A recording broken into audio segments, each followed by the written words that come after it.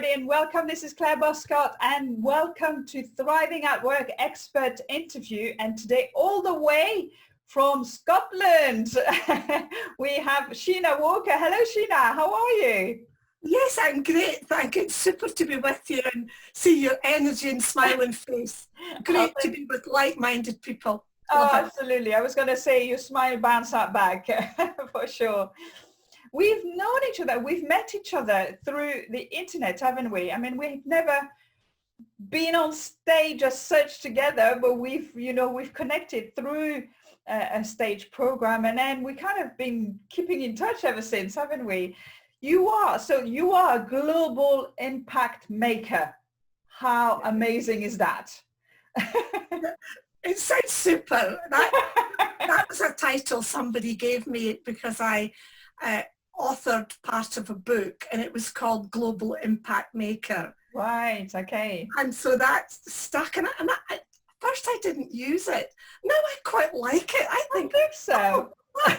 That's quite nice. It's got quite a ring to it, for sure. Yes. So what does a global impact maker do? How did you get to do what you're doing? Well, actually, where I started was that when I was much younger, I was an athlete and a national coach, and went to the Olympics, the Special Olympics, as the manager. And part of that role was quite exciting because I had to do lots of speaking and fundraising.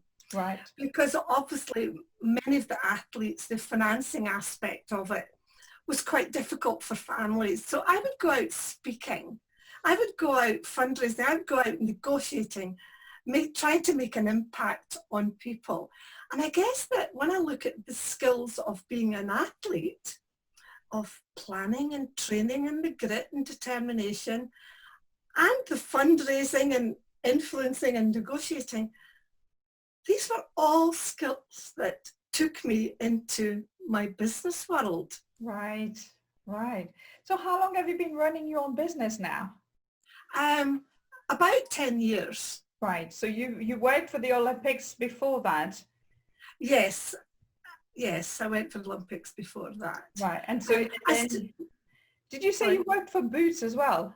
Yes. I actually started my career with physical activity and training and performance.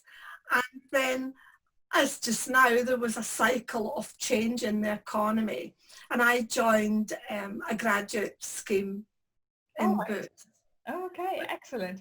It was fantastic. Boots were a very, very good company to work for. And when I reflect back, the training that was offered, and if I didn't get offered it, I put my hand up to say, I'll do that. Yeah. But and it gave me an opportunity to take my sporting background and my performance head into the business world in a very clever way.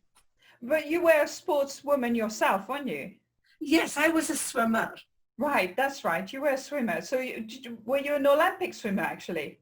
No, I didn't end up going to the Olympics. Right. I started, that's part of my story, is about being a swimmer, training every morning, having a coach that was never off my back saying, you know what, you've got such silly habits, Sheena. And I was thinking, when I reflect on that now, if anybody said to me now I had silly habits, I'd think, well, I don't, because I went every day to the pool at 5 o'clock and trained religiously. But the coach I had at that time, he was very into having habits that were going to make you successful. Right. And when I did things like fixing goggles and tipping my toe in the water, he would say, why are you doing these stupid things? Successful people don't toe dip. Right. And successful people have habits. And I guess, Claire, that these are things that have gone with me. Successful people have successful habits. How powerful is that? Well, I think that's one of your big thing as well, isn't it? To actually bring champions habits to employees. That's one of your key thing that you do in company, in organizations, isn't it? yeah, and then when I got the opportunity to step up to British level, my mum and dad didn't quite agree with the principle. And I think going back 3 decades, that was different from what it is now. And my dad said, you know,